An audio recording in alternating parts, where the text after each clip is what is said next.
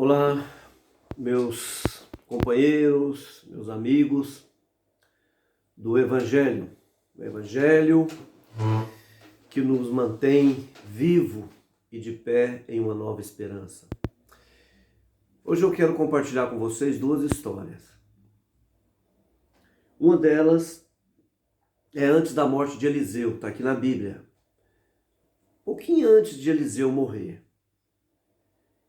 Ele já estava doente com a sua doença de morte e o rei de Israel, o rei Joás de Israel, foi até ele buscar direção, conselho, e o rei chega com a frase e diz para ele: meu pai, carros de Israel e seus cavaleiros. Era aquela frase que o próprio Eliseu disse a Elias antes de receber a unção e antes de receber o chamado de Deus para aquilo que ele haveria de fazer na terra. E o rei achou que bastava uma palavra mágica. Meu senhor, meu rei, seus cavalos e cavaleiros. Na realidade, ele estava ali buscando, nos últimos momentos de Eliseu, aquilo que estava em Eliseu. O Espírito Santo que estava em Eliseu. E Eliseu diz para ele: lança uma flecha. E Eliseu, ali doente, enfermo, colocou a mão sobre a mão do rei, um rei jovem, cheio de força, a vida inteira pela frente. E o profeta estava ali desfalecendo, seus últimos dias de vida. Lança a flecha, e ele lançou. Depois, o rei tinha uma dúvida. Esse rei Joás tinha uma dúvida se ele ia vencer a batalha contra os sírios ou não. Ou seja, ele estava pensando só nele. Ele estava pensando no seu futuro, na vida dele. E o profeta, depois de exercer um ministério sofrido, depois de passar anos e anos levantando o estandarte da verdade, do verdadeiro Deus, tem que aturar um jovem rei ambicioso, querendo buscar aquilo que somente Deus dá ao ser humano. E Eliseu tinha isso. E os anos de convivência, de relacionamento com Deus, dava a Eliseu esse privilégio de poder, nos últimos dias da sua vida, saber que tudo foi feito conforme a vontade de Deus. E são poucas as pessoas que terminam a sua vida sabendo que Deus está dirigindo todas as coisas. Mas mesmo assim, Eliseu recobrou um pouco de paciência, um pouco de energia com aquele jovem rei que pensava que já estava ganho a vida e a sua existência. Ele diz para o rei: pega as suas lanças, pega as suas flechas, pega as flechas e as crava no chão, e atira elas no chão. E ele foi e atirou 3 flechas.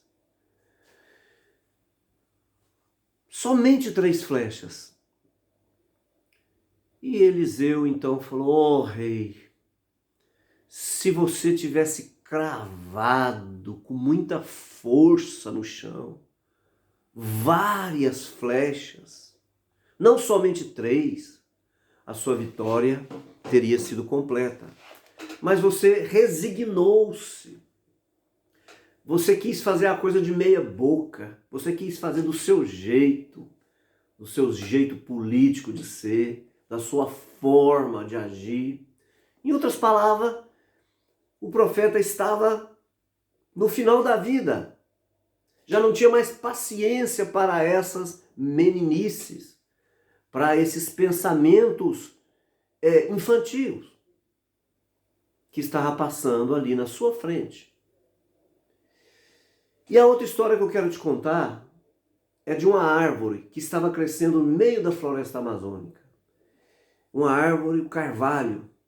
O carvalho, o cedro, são árvores que demoram de 400 a 1000 anos para se tornar uma árvore adulta. Às vezes de 400 a 800 anos.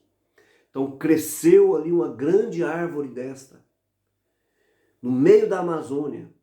E quando ela estava no pico, lá em cima da Amazônia, depois de anos, séculos, sobe pelos seus pés, pelo seu tronco, uma dessas parasitas, uma dessas plantas que crescem rápido e que desenvolve ligeiro. E essa planta, trepadeira ou parasitas, não sei como você chama, não demorou meses, algumas semanas, talvez 2 meses, semanas, meses, ela já estava lá no topo daquele velho e antigo carvalho. E ela então pergunta: meu amigo carvalho, quantos anos você demorou para chegar aqui e estar no topo e olhar todas as outras árvores por cima? Quantos anos você demorou para chegar no seu objetivo maior, que é estar aqui por cima de tudo? Aquele carvalho respondeu: demorei longos 800 anos.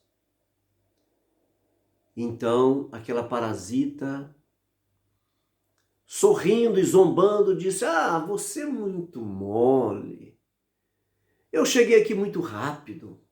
Eu não demorei 4 meses, já estou aqui por cima, olhando todos os outros por cima. Olha como eu sou famoso. Olha como eu estou por cima de todos.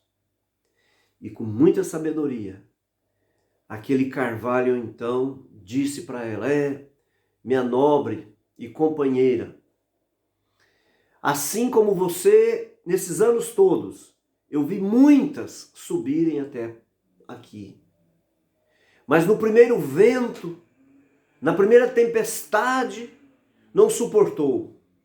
Outras com aquele sol forte, com a seca, com as procelas, com os ventavais. Às vezes eu me emborcava, eu era jovem, eu me recordo. Eu me emborcava, quase quebrava. Mas depois de cada vendaval, depois de cada batalha, de cada tempestade, eu me sentia mais forte. Mas assim como você, muitas vieram, secaram, murcharam e deixaram de existir. Esta é a mensagem que talvez nós podemos encaixar na vida do profeta Eliseu e desse jovem rei, Jeoás. O rei queria aquilo que ele não tinha ainda.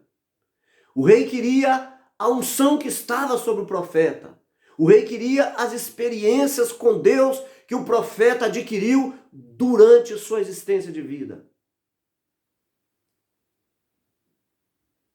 Mas somente o tempo e o relacionamento com o Evangelho é capaz de nos fazer vitoriosos. Não vitoriosos segundo a concepção materialista e humana das coisas, mas vitoriosos segundo os princípios do Evangelho. Crede em mim, diz o Senhor Jesus, e crede também no Pai que me enviou. E esta é a concepção universal,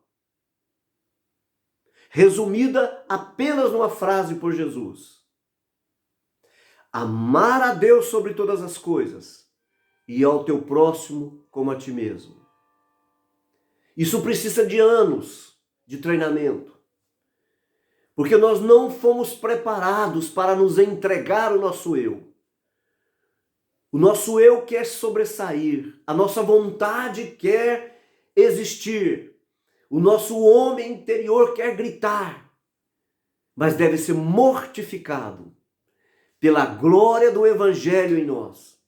E é isso que eu desejo para você hoje, que está me ouvindo, que a glória do Evangelho te faça uma pessoa forte, segundo os princípios de Deus, não segundo os princípios da humanidade, não segundo os princípios do pensamento humanitário, filosófico ou até mesmo tecnológico da nossa geração. Estamos vivendo dias onde as pessoas, de um dia para a noite, estão no topo da floresta amazônica, mas depois secam e morrem.